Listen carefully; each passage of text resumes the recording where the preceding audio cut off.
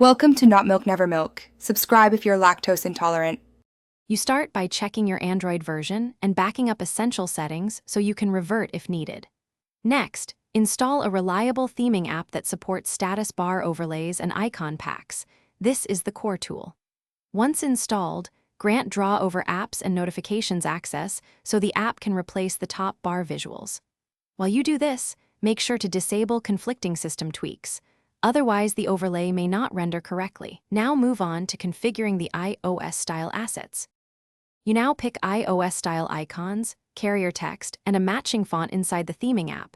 This is where the look is defined. Carefully adjust padding, translucency, and background blur to mimic the iOS effect, because spacing makes the result feel authentic.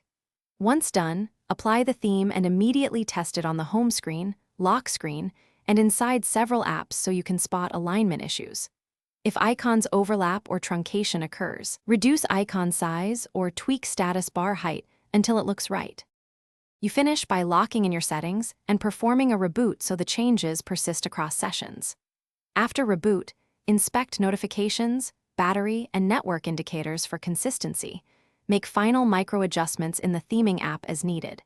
If the overlay disappears or icons act buggy, temporarily disable other customizers or launchers and reapply the theme. Conflicts are the usual culprit.